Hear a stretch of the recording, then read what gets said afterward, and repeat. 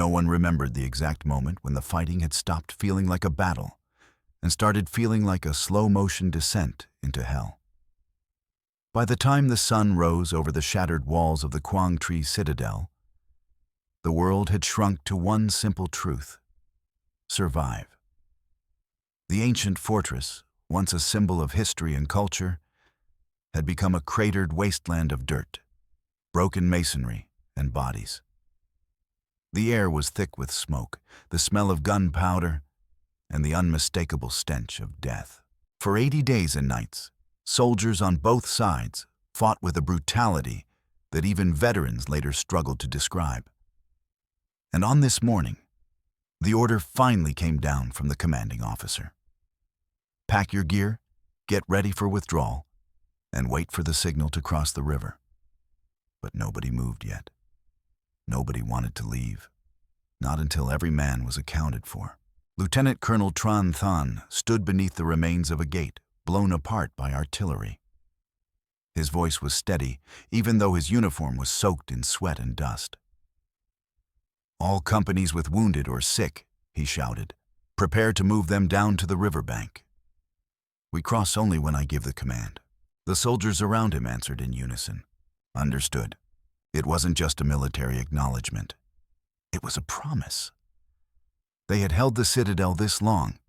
They would hold it to the very last minute. Nearby, 3 soldiers crouched behind a wall that had been shattered by tank fire days earlier. They were the remnants of their original unit, just 3 men out of dozens. Tan, the oldest among them, wiped the grime from his face. "Go back to the bunker and pack Sen's things." "Where the hell is Hai?" another asked. Tan shook his head. "No, Sen's leaving soon. There are only 3 of us left. I don't want to lose anyone else." That was the strange thing about war.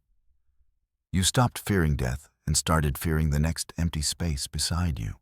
Suddenly, a booming voice echoed across the battlefield. Not artillery, not gunfire, a loudspeaker. "Attention, communist soldiers." It was the voice of a South Vietnamese psychological warfare officer. "In 1 or 2 days, every single one of you will be dead. The elite reserve forces of the Republic of Vietnam are closing in. If you stay here, you will be food for the fish in the Thach Han River." The soldiers froze. They had heard this voice before. It was always confident, always calm, like someone who believed victory was inevitable. "You have walked into a dead end. Think of your families, your wives, your children. Come out now and save yourselves. You can return home. You can live." And then came the most chilling part. See with your own eyes. One example of awakening. A man was dragged into view. His uniform was torn. He was limping, covered in dust and blood. It was Hai. "Repeat what I said," the enemy officer ordered. The captured soldier tried to speak. His voice trembled. "If you stay inside the citadel, all of you will die." The Vietnamese soldiers watched from behind their ruined wall. No one moved. No one breathed. Then Hai stopped shaking. His voice suddenly changed. Stronger, louder. "But dying, everyone has to die someday, so to hell with it." The enemy officer slapped him. "Again, say what I told you."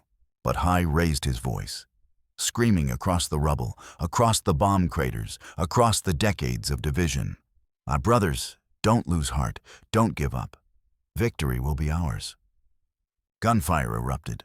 The loudspeaker shut off. Silence. Sen swallowed hard. "I'll go get him." "No," Tan snapped. "Fall back. Get ready for withdrawal." But no one moved. The sudden stillness was more terrifying than the shelling. Even the crickets seemed to stop singing. Except that wasn't crickets.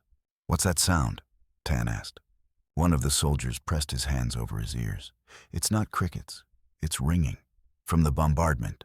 It was a side effect of days without food, sleep, or silence. The ear ringing, the hallucinations. Even hunger had become a second enemy. Days earlier, supply lines had been cut.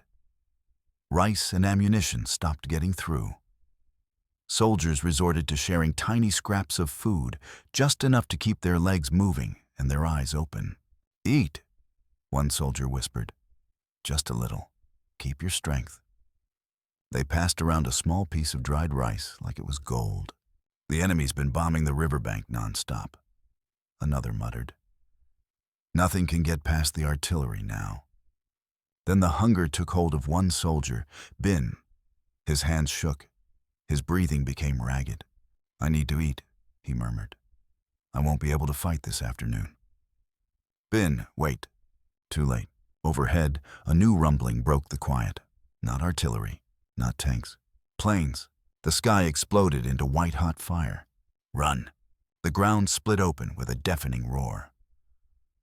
What was left of the walls shattered. Metal and stone rained from the sky. When the dust cleared, someone screamed, "Bin!" There was no reply. Just the ringing of ears. Just the fading echo of gunfire. Just the realization that the citadel, once proud and ancient, was now little more than a graveyard. And yet, even here, even now, they still stood, even with nothing left. Because this was war, and the battle was not over yet. Nightfall brought no relief. The darkness only made the citadel feel smaller, as if the walls were closing in around the survivors. The shelling came and went in waves, sometimes silent for a few minutes, sometimes roaring until it felt as though the earth itself was being torn apart. The soldiers learned to sleep sitting up, rifles still in their hands, flinching at every distant thunder. Most of them didn't sleep at all. Tan, Sen, and Quang gathered near what used to be a storage bunker. It had once held ammunition and fuel.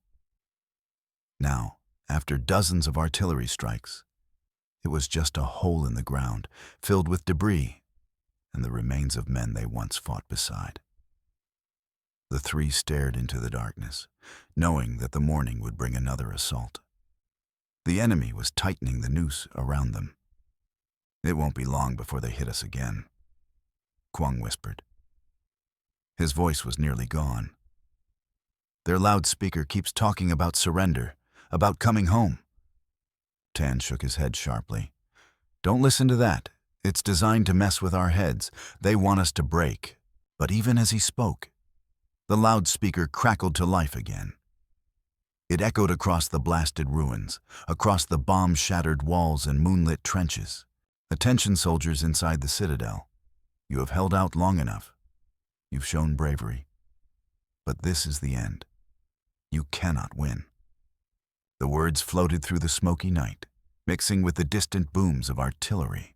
"You are surrounded by elite forces of the Republic of Vietnam. Stay here any longer, and you will die like the others. Think of your families. Think of your future." Sen clenched his fists. "They keep talking about family," he muttered, "as if we don't think about them every day." Tan glanced at him. "That's why it works." For a moment, they sat in silence. The psychological warfare was relentless. Enemy propaganda blasting through speakers, leaflets dropped from planes, the promise of safety if they just walked away. "If you walk out now," the voice continued, "you can live. You can return to your children, your wives, your homes." It was cruel because it was true. The men did miss their families. They did want to go home. They weren't superhuman. They weren't stone. They were just soldiers, hungry and exhausted, buried in a place where death felt like it hovered an inch above the ground. Then came the line no one expected. "Your commanders have abandoned you. They have already retreated across the river." Quang slammed his rifle against the stone. Lies. But doubt hit them like a cold wave. Had they been abandoned? Had the rest already escaped? Was this the end? The enemy officer's voice grew harder. "Do not throw your lives away for nothing. Come out now, and we will guarantee your safety." And then, the voice cracked, as if something went wrong. A new voice came on. Familiar, weak, barely audible. "Brothers." It was high again. Somehow, the enemy had dragged him back to the speaker. "Listen to me." His voice trembled. Quang grabbed Tan's arm. "He's alive. They still have him. Turn it off, Tan whispered. Please just turn it off. But Hai kept talking. They want you to surrender. Silence fell across the ruins. Every soldier, every survivor, every pair of eyes turned toward that voice. The moon was high now, pale and cold in the sky. Don't lose heart. His voice cracked, barely more than a whisper blown through the ruins. Don't give up. Someone shouted from the enemy trenches, "Shut him up!" But Hai didn't stop. "We will win!" Gunfire erupted again. Shouts, chaos. And then, silence. By now, irreversible. Quang covered his face with both hands. That was the bravest thing I ever heard. Tan nodded slowly. He chose us, even at the end. Another artillery barrage thundered in the distance. Shells exploded across the far side of the citadel. Dirt rained down like hail. The sky lit up in orange flashes. Sen stared into the darkness. How long can we keep this up? Tan took a slow breath. As long as it takes, but the truth was written on every face. They were starving. They were weak. They had been fighting nonstop for weeks. And the enemy wasn't slowing down. They were preparing for the final push. A group of wounded soldiers hobbled past, dragging stretchers and makeshift bandages. The medical officer waved for help. "We have to get them to the riverbank," he called out. "They can't stay here when the assault begins." Tan stood up. "We'll get them out. Stay together." Sen and Quang nodded. They weren't afraid of fighting anymore. Strangely, they weren't afraid of dying. They were afraid of something worse, being forgotten. As they moved through the ruins, past collapsed trenches and blown-out walls, they passed what used to be the citadel's inner courtyard. It had been beautiful once. Palm trees, archways, tiled walkways. Now it was a cemetery. No graves, no crosses, just men who never made it home. And yet, even here, even surrounded by hunger, explosions, and the voice of the enemy calling them to surrender, the soldiers held the line. They weren't fighting for orders anymore. They weren't fighting for strategy or territory. They were fighting for each other, for the memory of the men who stood beside them, for the promise that their struggle meant something. Night settled deeper around the citadel, swallowing the walls and the ruins, the bombs and the cries, the fear and the doubt. The final battle was coming, and they were ready. Morning came without sunlight. The sky above the citadel was buried under thick clouds of gunpowder and dust. The wind carried the metallic taste of smoke and burning earth. For the soldiers still holding the ancient fortress, the new day didn't bring hope. It brought another reminder. They were running out of everything. The bombardment from the night had stopped for now. It was a cruel pattern. Hours of relentless artillery, then sudden quiet. The kind of quiet that made every survivor calculate the next attack. Sen pulled himself up from the rubble, clutching his rifle. His uniform was torn and crusted with dried blood. His hands shook uncontrollably from exhaustion, and the simple act of breathing felt like lifting a 100-pound weight. "I can't hear properly," he said to Tan. "Everything sounds like crickets." Tan laughed once, a hollow sound. "That's just your ears ringing. Happens when you've been under artillery too long." But the ringing wouldn't stop. It crawled under their skin like an insect. Around them, the citadel looked worse than ever. Whole walls had collapsed into heaps of broken stone. Trenches were filled with mud, broken helmets, and splinters of wood. The riverbank, where they needed to evacuate the wounded, was still under constant threat from enemy fire. And somewhere beyond the haze of smoke and ruins, Bin was gone. Quang stared at the ground, his voice low. "I'm so hungry I can't think straight." They hadn't eaten properly in days. Supply lines were cut, and every attempt to bring food or ammunition across the river had ended in a hail of explosions. Hunger wasn't just a discomfort anymore. It was a predator. It stalked them, making their hands weak, their vision blur, their thoughts wander. Tan dug into his pack and pulled out a small piece of dried rice cake, just a sliver left. He broke it into 3 pieces and handed one to each of the men. Eat slowly, he said, just enough to stay awake. Sen held the tiny piece in his hand like it was treasure. This is all we have left? Tan nodded. If we can't get supplies tonight, this is it. They chewed in silence. The food didn't fill their stomachs. It just reminded them how empty they were. Maybe we should try the river again, Quang suggested. Maybe someone's still trying to reach us. The enemy knows we need supplies, Tan replied. They're waiting. They're pounding the riverbank every hour to keep us trapped. Then what do we do? Tan didn't answer. He didn't have to. Everyone knew the truth. They were cut off. As they rested, a familiar dread crept into the air. A faint, distant roar. The sound of engines. Not tanks. Not trucks. Planes. Sen's eyes went wide. Get down! The sky erupted. A formation of attack aircraft streaked overhead. Bombs dropped like iron rain. The ground convulsed. Walls vaporized into dust. Tan threw himself over Sen as the world exploded around them. The shockwave knocked them off their feet. Rocks and metal shards rained from the air. When the attack finally ended, the citadel was silent again. Smoke drifted from fresh craters. The ruins trembled. Tan pushed himself up. Quang, Bin, Sen. One by one they answered, except for one. Quang found Bin's helmet lying on the ground, cracked and scorched. Bin, he shouted. Bin! No response. He ran toward a crater, ignoring Tan's orders.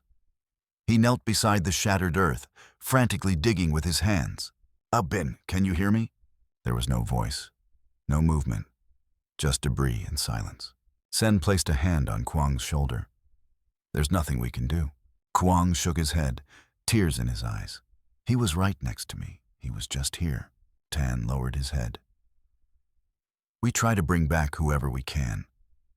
If he's alive, we don't leave him behind. But the crater told the truth.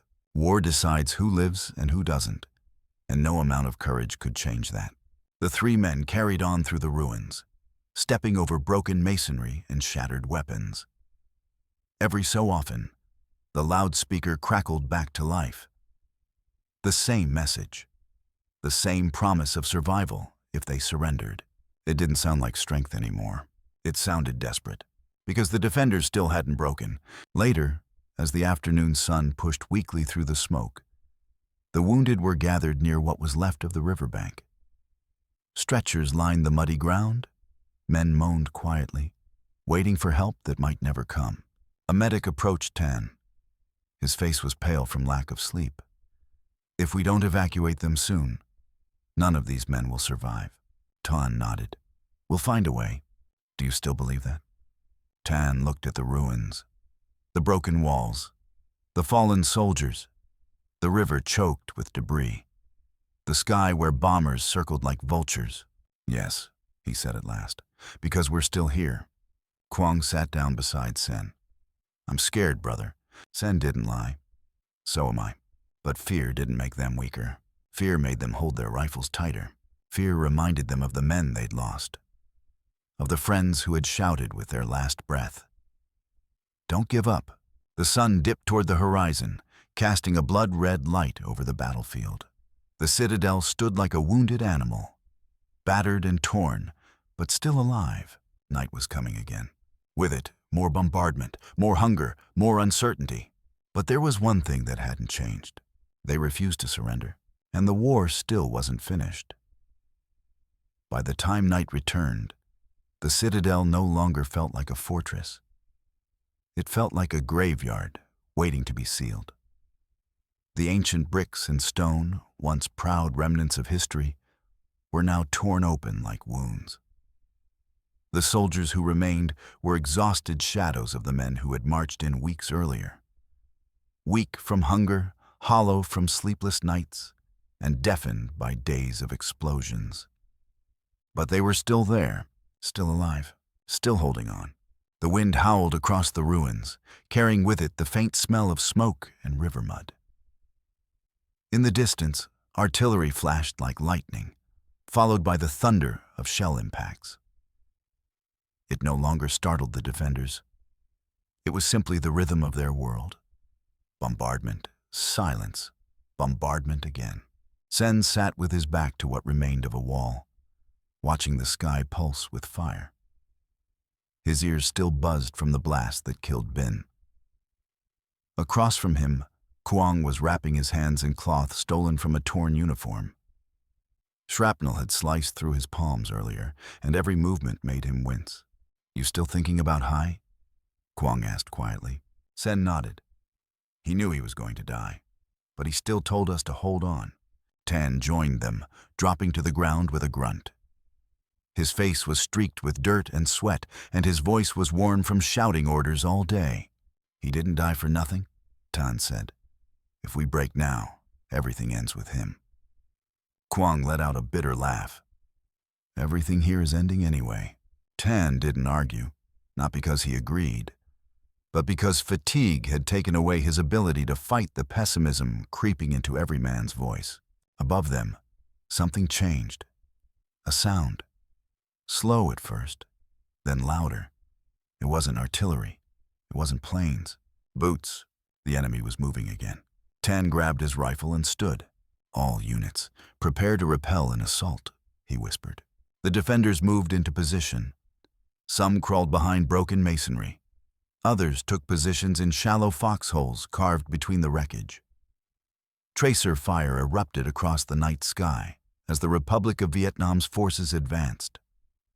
Flares lit the battlefield in harsh white light, turning the ruins into jagged silhouettes. Gunfire exploded in every direction. Quang sighted down his rifle and fired. The recoil sent pain shooting through his injured hands, but he didn't stop. One of the advancing soldiers fell. Another dove for cover. Sen returned fire from behind a broken pillar. The citadel roared back to life. The assault was fierce. Grenades detonated near the courtyard. A machine gun opened up from the riverbank, spraying the ruins with bullets. The defenders huddled low, returning fire whenever they could. It felt like the earth was shaking. Then, as suddenly as it had begun, the attack stopped. The firing slowed. The shouting faded. The enemy pulled back into the darkness. Silence settled again, broken only by the crackling of distant fires. The defenders looked at each other. For a moment, it felt like victory, like they had bought themselves another hour of life. But victory didn't last here, not in this place. They heard something new, rumbling, deep, mechanical, heavy. Tanks. Sen's face went pale. "Do we have anything to stop them?" he asked. Tan shook his head. "We have bravery, and this ground." It was a cruel answer, but the truth. The tanks didn't attack. Not yet. They were waiting for daylight. The enemy didn't want to risk an assault blind. They wanted the final blow to be clean, overwhelming, and decisive. Hours passed. The wounded were carried to temporary shelters, a shattered stone corridor near the river. Some moaned in pain. Others stared into space, waiting for fate to choose their moment. One medic shook his head. "Even the ones who survived the shelling. We don't have medicine left. We're operating without anesthesia." Quang turned away, unable to watch. "They're sawing through bones while the men are awake," Sen whispered. Tan closed his eyes. There was nothing left to say.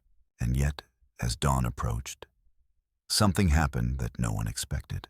The shelling stopped. No tanks advanced. No loudspeaker. Only the wind. It was the most complete silence they had heard since the battle began. Tan looked across the ruins. "They're planning something." Quang nodded. A final push, and he was right. As the first light spread across the wounded citadel, the enemy returned. Not with bullets or bombs, but with the same voice that had haunted them for days. "Attention, soldiers of the citadel. The psychological officer again. You have fought bravely. But this is your last warning. There is no pride in dying here." The men didn't move, not one. "We will attack again soon. When we do, no one will survive.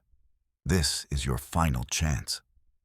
Tan rested his hands on the scarred stone, feeling its rough surface beneath his fingers. "We stay," he said softly.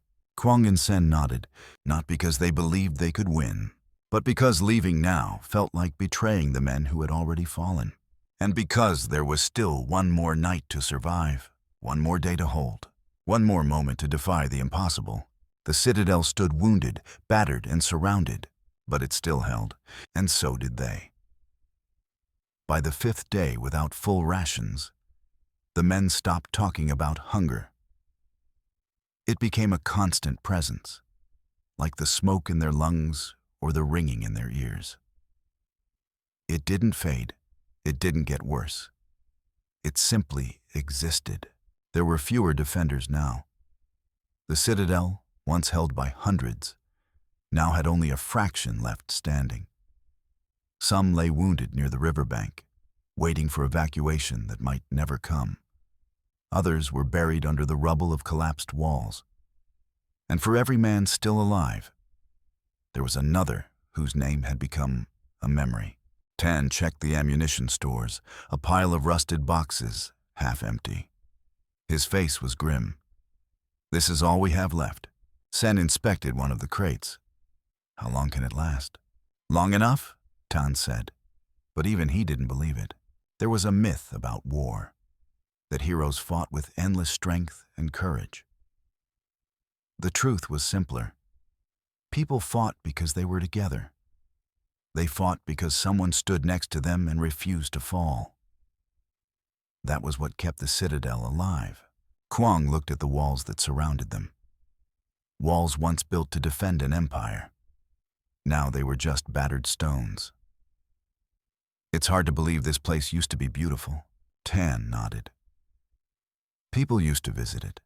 There were guided tours. Students came here to learn history. And now? Tan stared at the devastation. Now it's making history. The bombardment returned. Shells exploded against the ancient walls, sending jagged stone flying. Dirt rained from above. Sen hit the ground and covered his head. Quang dragged a wounded soldier behind cover. The earth shook. Every explosion felt personal now. For more than 80 days, the citadel had been hit by one of the densest bombardments in modern history. Historian accounts later estimated that each soldier endured more than 100 bombs, 200 artillery shells, and countless bullets.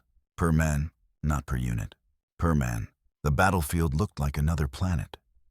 Craters overlapped, turning the ground into uneven pits. Broken rifles stuck out of the dirt like gravestones. Helmets lay cracked and empty. More and more soldiers began to accept a single truth.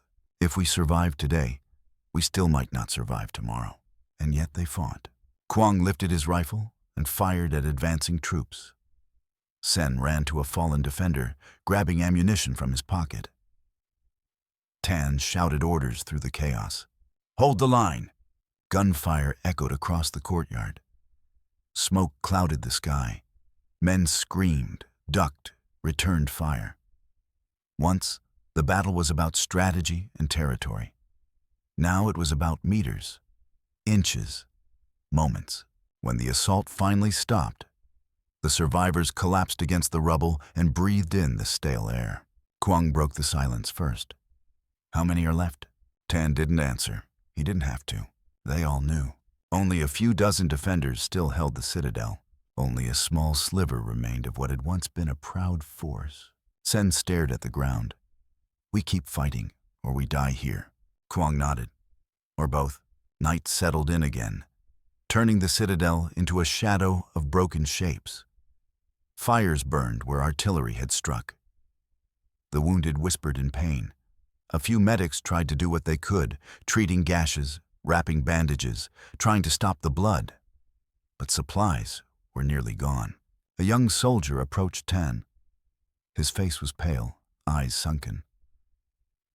"Comrade, what do we do now?" Tan looked at him, not as a superior officer, but as another survivor trapped in the same nightmare. "We wait." "For what?" "For the moment we can still save someone." That was the truth of leadership here.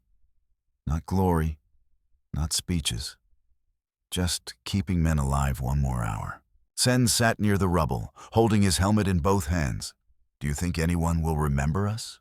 Quang answered before Tan could. They have to. All of this. Someone has to tell it. The wind picked up, scattering ash and dust through the shattered ruins. In the distance, the enemy's loudspeaker switched on again. You are surrounded. The citadel has fallen. Why continue fighting? Tan glared at the speaker. Because we haven't fallen, the voice insisted. You have no commanders left. No reinforcements. No chance of victory. Sen clenched his fists. We still have each other. Quang looked at the broken stones. And this ground, it wasn't just pride that kept them standing. It was duty, and love, and the memory of the ones who didn't survive the earlier shellings. Each man here represented 1,000 stories of sacrifice. Somewhere near midnight, Tan gathered the remaining survivors into a small circle. Just a few dozen men left. We've done more than anyone expected, he said quietly. We've held this place longer than anyone believed possible. The world will know we stood here. Quang raised his head. And now? Tan looked toward the river, the place where salvation and death shared the same shoreline. Now we prepare for the end. Silence settled across the ruins. Not despair. Acceptance. Because every soldier knew the truth. They had already completed their mission. But the citadel still demanded one more night of courage. One more fight. One more moment of defiance. The battle wasn't finished yet. While the defenders of the citadel prepared for one more night of death and desperation, the war was being fought in a second battlefield thousands of miles away.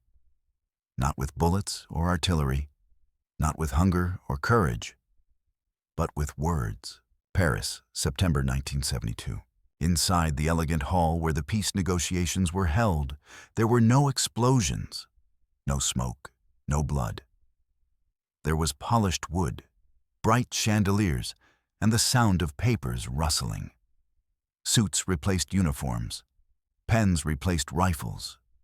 These were the final days of talks that had dragged on for months.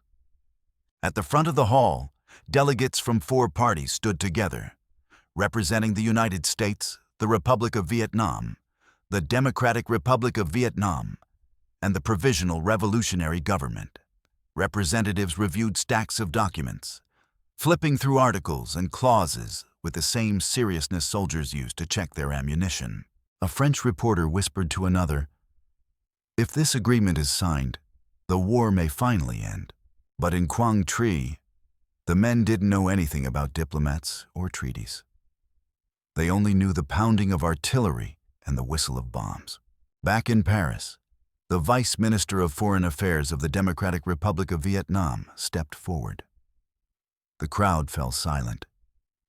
He lifted a sheet of paper and began to read. These are the basic provisions of the peace agreement on Vietnam. Article 1. The United States and other countries shall respect the independence and sovereignty, unity and territorial integrity of Vietnam. His voice was strong, confident. Cameras clicked, journalists scribbled notes. Article 2. A ceasefire shall be implemented throughout South Vietnam on the same day and at the same hour. A ceasefire, a single word that the soldiers in the citadel had been dying for, without ever knowing it was coming. But the soldiers weren't listening to speeches. At that exact moment, Sen and Quang were sitting in a shattered trench, sharing the last drops of water from a battered canteen. Their world was nothing like Paris. Sen lowered the canteen. "Do you think this war will ever end?" Quang gave a weary smile. "Wars always end. It's the living that takes longer." Across the ruins, Tan walked among the wounded. He wasn't an officer now. He was a brother. He wiped dirt from their faces, checked their bandages, tightened tourniquets. A young medic approached. "They're asking when we'll move them," the medic said quietly. Tan looked toward the river. The banks were still under fire, but there was no choice anymore. "Soon," he answered. "We'll be ready when the order comes." Back in Paris, the reading of the peace agreement continued. The United States shall end all its military activities against the Democratic Republic of Vietnam. The diplomats nodded. Every clause they discussed, every sentence they negotiated, every word printed on that paper was bought with lives half a world away. The delegates stood and shook hands. Cameras flashed. The world looked on with hope. Meanwhile, in the Citadel, the survivors braced for another bombardment. The night sky glowed red from distant fires. The ground trembled as artillery resumed. Boom! Another shell. Boom! Another explosion closer this time. The entire fortress seemed to breathe in sharp, ragged gasps. Tan pressed his back against the wall. "Stay down." Quang grabbed Sen, pulling him behind cover just as a section of the wall collapsed. Stone shattered. Dust filled the air. Screams echoed. The men huddled together, waiting for the barrage to end. It didn't. For hours, the enemy shelled the citadel again and again. The ground shook. Buildings crumbled. The courtyard filled with smoke. Every blast felt final, like the earth itself was determined to swallow them whole. In Paris, peace was being written into existence. In Quang Tri, death was being delivered in iron and fire. The contrast was unbearable. Finally, after what felt like an eternity, the shelling ceased. The silence afterward was painful. It rang in the soldiers' ears, deeper than the buzzing of concussion. Tan stood up and looked around. The ruins were worse than ever. Some men were gone, others barely clung to life. Sen stared at the shattered sky. If there really is a ceasefire, when do we get it? Tan didn't answer. He didn't know. The citadel had already earned its place in history. More than 250,000 square meters of ground had been bombed, burned, shattered beyond recognition. Thousands of soldiers had fallen in a single stretch of land less than 4 kilometers from the town. Historians later called it one of the densest bombardments in warfare. For the men still alive, it was something simpler. It was home. And now, something had changed in the air. A shift, a feeling, as if the battlefield knew that somewhere far away, men in suits were finally talking about peace. But peace didn't reach the citadel yet. The next dawn would bring something even more difficult than combat. A choice, not between life and death, but between staying and leaving. And no one knew which was the harder one, because to withdraw wasn't surrender. To stay wasn't victory. The citadel wasn't done with them. Not yet. The dawn came slow and gray over the ruins of the citadel. Smoke rose like ghosts from the ground, drifting across the broken parapets and shattered trenches. The rain started lightly at first, a thin drizzle that did nothing to cool the heat smoldering in the earth. But it grew heavier, mixing with the ash, creating muddy rivers that ran across the courtyard. The defenders moved quietly. There was no more shouting, no panic, no disbelief. Only men who had seen too much and survived too long.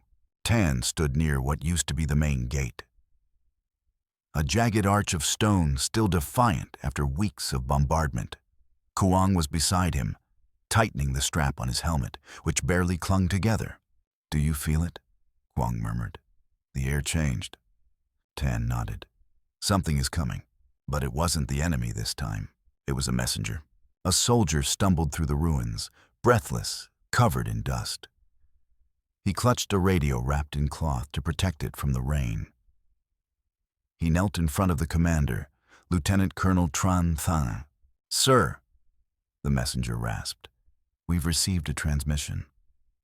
The men crowded closer, listening, waiting for a miracle or a death sentence. The commander put the radio to his ear. Rain dripped from his helmet. He said nothing for a long time, just listened. Then he lowered the radio and looked at his men. His voice did not shake. "All units," he announced, "prepare for withdrawal."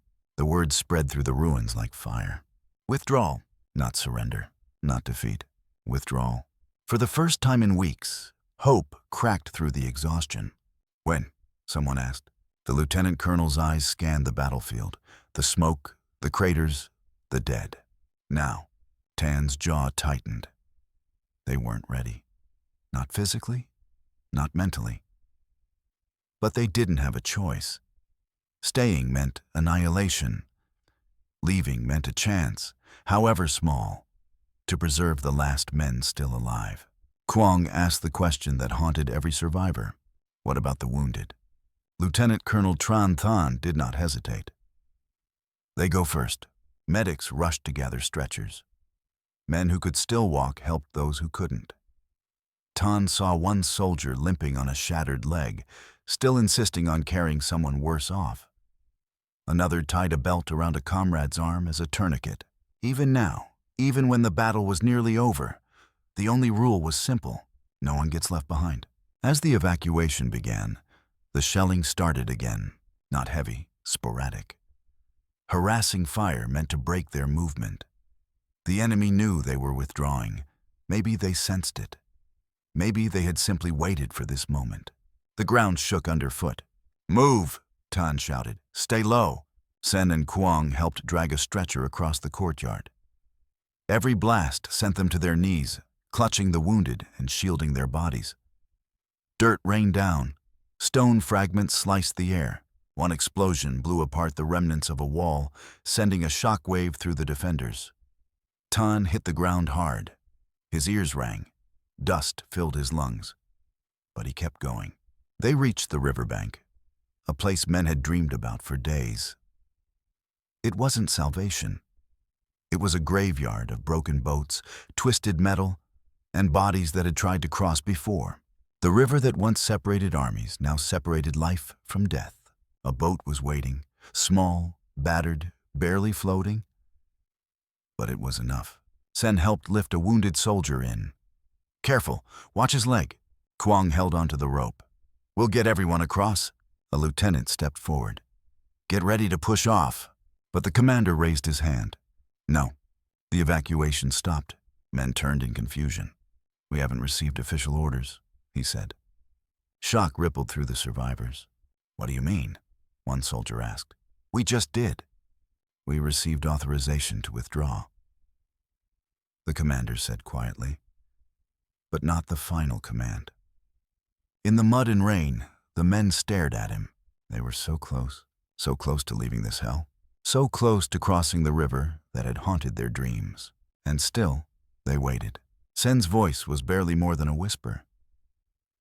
"If we go now, and it's wrong, we could be court-martialed." Quang clenched his fists. "But if we stay," he didn't finish the sentence. Everyone already knew the answer. The lieutenant colonel looked at his men, at their torn uniforms, their hollow eyes, their blood-stained hands. "All of our soldiers have completed their mission," he said, "through sacrifice and loss." The words were raw, honest. "But this decision is too big. It's not simple." Then he said the line that would be remembered in history. "I, Lieutenant Colonel Tran Than, commanding officer of the Citadel's defense, will assume full responsibility." A long silence followed. No shelling, no loudspeaker, no roar of planes, only the rain falling on the ruins. Then the political commissar stepped forward and removed his helmet. "If someone must be held responsible," he said, "then I will be the first and highest to answer." Men bowed their heads, not in fear, not in defeat, in respect. Tan felt something break inside him. A tight knot of tension that he had carried since the first day of the siege. The walls of the citadel had been held by more than stone. They had been held by men like this. Leaders who chose their soldiers over themselves. Leaders who chose life over pride. Finally, the order came. "Farewell, comrades. We're going home." The river waited. The citadel waited. History waited. The withdrawal had begun. The moment the order was given, the citadel seemed to exhale. Not with relief, but with a kind of ancient sorrow, as if the walls themselves understood what was happening. The defenders began to withdraw, not in panicked chaos, but in a grim, determined procession. The rain came down harder. The mud made every step heavier. Every soldier had to fight through exhaustion just to move a few feet. They didn't carry much, just rifles, helmets, and whatever wounded they could lift. The rest they left behind. The citadel wasn't just a battlefield anymore. It was a grave. Tan led the way toward the riverbank. Quang and Sen followed close behind, dragging a stretcher through the soaked earth. The man on it was barely conscious, eyes fluttering from shock and blood loss. He had been hit by a fragment of shrapnel hours earlier. "Keep him breathing," Tan ordered. Sen pressed a hand against the soldier's wound. "Stay with us. We're almost there." The river loomed ahead, a dark and churning ribbon under the storm. The Thach Hun was swollen from weeks of rain, a fast-moving torrent that swallowed debris and bodies alike. The smell of gunpowder and wet earth hung over the bank. More boats were there now, small ones, patched together with wood and rope, barely seaworthy. But they were enough. Medics organized the wounded in rows. Men with broken legs, torn arms, lost fingers. Men too weak to stand. Some didn't speak at all, just stared at the ground. Tan looked up and down the shoreline. The last defenders of the citadel stood in the mud like ghosts. "Move the wounded first," the lieutenant colonel shouted. Soldiers lifted stretchers into the boats. They worked in silence, their faces hard but steady. The boats rocked violently in the current. Men griped the sides to keep them steady. Quang helped lower another stretcher. "Watch his head." Sen pushed the boat away from shore. "Go!" The boat disappeared into the swift current, swallowed by darkness and rain. Then came a new sound, distant gunfire. The enemy had begun their final assault. Not against the citadel itself, but against the river. They knew the defenders were withdrawing. They weren't going to let them leave easily. "Tan!" Quang shouted. "Incoming fire!" Bullets peppered the riverbank. Men dove behind rocks and broken boats. A machine gun burst tore the water into white spray. Sen grabbed Tan's arm. "They're trying to pin us down." Tan raised his rifle and returned fire. "Don't stop. Keep loading the boats." Soldiers stood and fired back, not to kill, not to advance, but to buy time. One man fell face down in the mud, his helmet rolling a few feet ahead. A medic dragged him to cover, checking for a pulse. "Is he alive?" The medic shook his head once. "They left him there." There wasn't time to mourn. Quang yelled, "Another boat ready." Tan looked around, counting the remaining survivors. They were dwindling faster than the bullets. "Get in," he ordered. "No," Sen said. "Not until the wounded are gone." The river didn't care about honor or bravery. It swallowed men just as easily as gunfire. Another boat launched into the current. A soldier slipped while trying to push it away and fell into the water. "Grab him!" someone shouted. Hands reached for him, but the river pulled harder. He disappeared beneath the surface without a cry. No splash, no scream, just gone. Tan clenched his jaw. "Keep moving."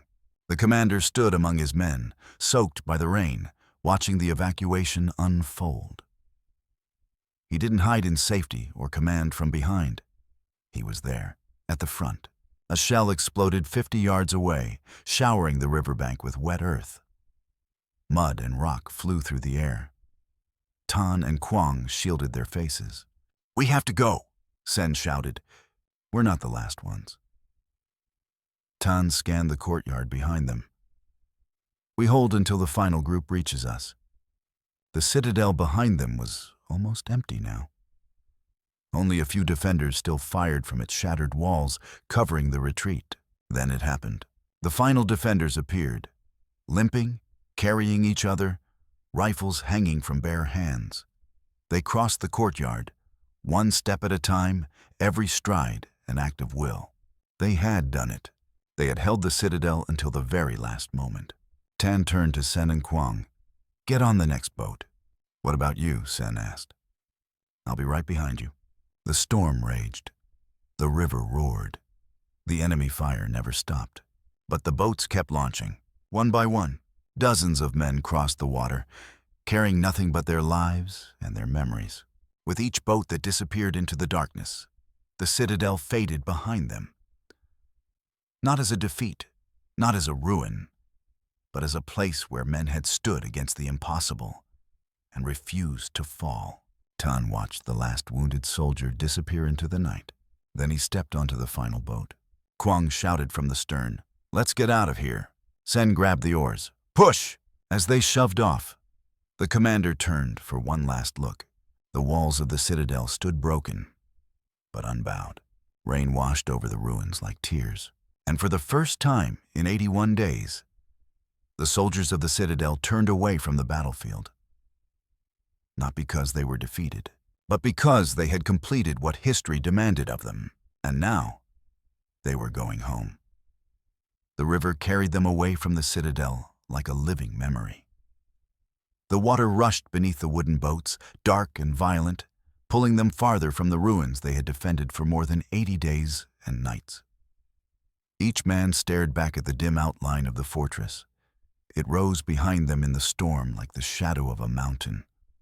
Broken, scarred, burned black by artillery, but still standing.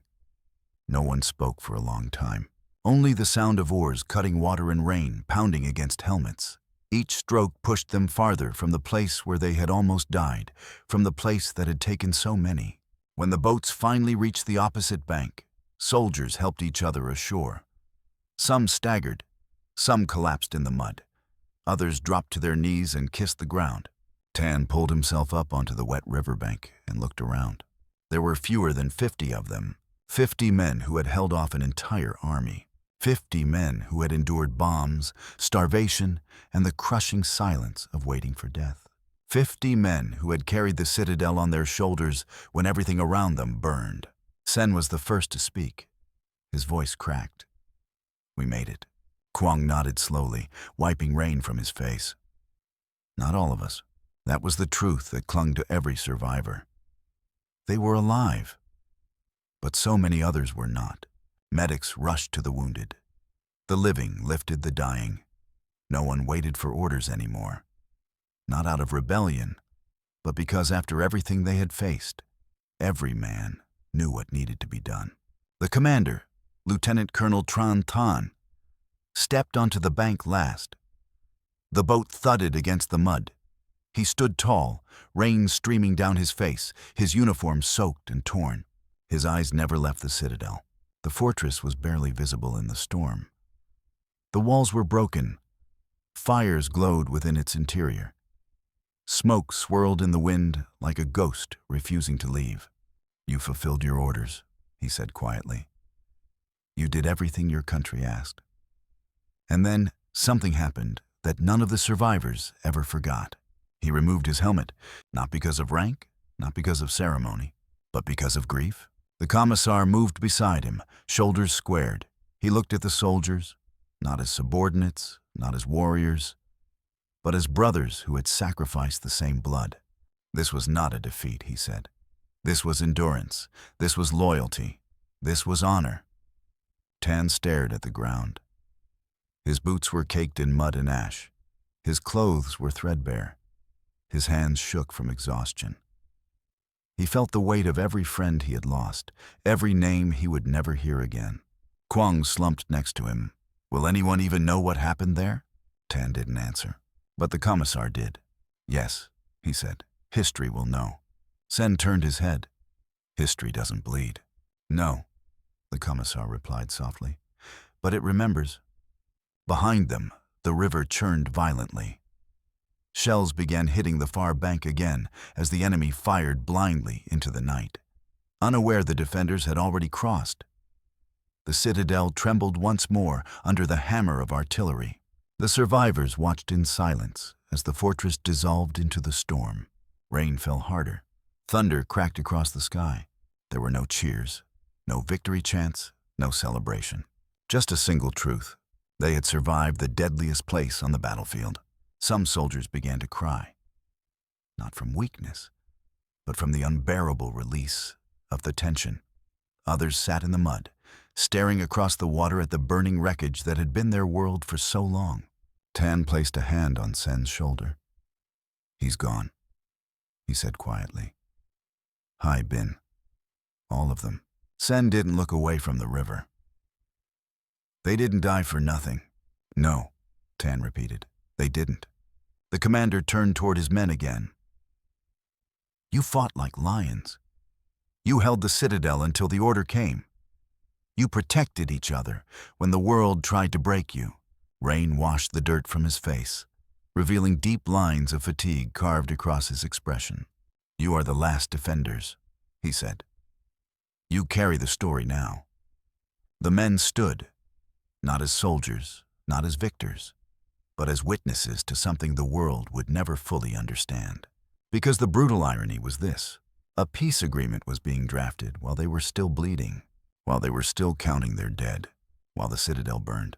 Yet here they were, alive, not whole, not unchanged, but alive. As the night faded and dawn broke over the horizon, the storm finally began to ease. The rain slowed. The sky lightened. The smoke lifted just enough for the survivors to see what they had left behind. The citadel, crushed, shattered, desecrated by war, but unbroken, like the men who had defended it. Tan breathed deeply. It's over. Quang shook his head. For us, maybe. Sen stared at the distant walls one last time. For the ones still inside, he murmured. The war is still happening. But they were no longer its prisoners. They had crossed the river. They had walked away from death. They carried the memory forward, and the final chapter of the citadel still waited to be written. When daylight returned, the war seemed strangely quiet. The survivors gathered under the canopy of trees, miles from the citadel that had defined their lives for so long. The rain had stopped, but the air still smelled of mud and cordite. The last echoes of artillery faded into the distance, like thunder rolling away after a storm. No one spoke at first. Every man stared at the horizon where the citadel stood, a silhouette against the new morning. Behind them, medics tended to the wounded and counted the dead. Some soldiers sat alone, wrapped in blankets, their eyes hollow from exhaustion and grief. Others clung to each other, the way drowning men cling to driftwood. Tan, Sen, and Quang sat together, backs leaning against a fallen tree. Their uniforms were torn. Their faces were streaked with soot and rain. But they were alive, breathing, something they had stopped expecting weeks ago. What happens now? Sen asked softly. Tan didn't answer immediately. He watched the citadel, the ancient walls still visible in the distance. We heal, he said at last. We bury the dead. We try to live again. But the war isn't over, Quang replied. No, Tan agreed, not yet. And then, like a cruel miracle, a radio operator sprinted toward the commander. Sir, the order just came through. The Paris Agreement has been finalized. Men turned, listening. A ceasefire, the operator continued. Full withdrawal of U.S. combat forces. All fighting ends. Silence. It wasn't disbelief. It wasn't joy. It was numbness. These men had fought until their bodies broke, until their last bullets were gone, until the citadel itself had become a monument of blood and stone. While politicians exchanged papers in Paris, they had lived through the price of every word in that treaty. Quang shook his head in disbelief. Why now? Why only after so many died? Tan closed his eyes. Because that's how wars end. Later, the commander held a small ceremony for the fallen. There were no flags, no trumpets, no speeches carved with fancy words. Only men standing in a circle, heads bowed, rifles lowered. The commissar spoke first. We did not survive because we were stronger than the enemy, he said. We survived because we refused to forget why we were fighting. The soldiers listened. We fought for the man beside us, for the ones who carried us when we couldn't walk, for the ones who shouted in their last breath, "Don't give up." Tan stared at the ground. His mind filled with the faces of those who didn't cross the river. Hai, who chose loyalty over life. Bin, lost in the craters of the citadel. The countless soldiers whose names would never make it into newspapers or speeches. The commissar raised his voice. Peace is a word written by diplomats. But what we earned was not peace. It was the right to go home. Hours later, They began to march again, away from the river, away from the burning fortress. Some limped on makeshift crutches. Others helped the wounded along the road. The land was scorched and scarred, littered with broken helmets and blasted trees. As they walked, animals returned. Birds circled overhead. The world slowly remembered how to be alive again. Quang spoke without looking at Tan. "Do you think history will remember the citadel?" "It has to," Tan replied. "It was paid for, paid in blood." Sen wiped his face. "They'll call it victory or defeat, but they weren't there." "No," Tan said, "but we were." They crossed villages emptied by war. Children emerged from shelters and stared at them with wide eyes. Old women pressed water into their hands, whispering prayers of thanks. Some men knelt when they passed. To the world outside the citadel, these soldiers weren't ghosts of a forgotten battle. They were legends who had refused to fall. By dusk, they reached a temporary camp. Fires burned, soup boiled in blackened pots. Some soldiers laughed for the first time in months. Others cried quietly, alone. Tan walked to the riverbank one last time. The citadel lay beyond it, shrouded in smoke and fading daylight. The fortress that had been their prison, their shield, their battlefield, and their grave. He whispered to the water, "We're going home, not because someone ordered them, because the war had taken everything it could, because the citadel had been held long enough, because peace, however imperfect, was waiting." Quang joined him, looking across the river. "Do you hear it?" "What?" Tan asked. The silence. It was true. The shells had stopped. The loudspeakers were gone. The sky was empty of planes. For the first time in so long, the world was quiet. Sen stepped up beside them. "What happens now?" Tan looked at the path ahead. "We live," he said. They left the river behind and walked into the fading light. The road home was long. The memories they carried would never leave. The wounds, physical and invisible, would shape the rest of their lives. But the citadel would stand in history as something greater than a victory or a loss. It would stand as a promise that even under the heaviest bombardment in war, even when surrounded and starving, even when leaders were unsure and death was certain, men could endure. Men could choose each other over fear. Men could choose life over surrender. And in that choice, peace finally came home. For them and for the world watching.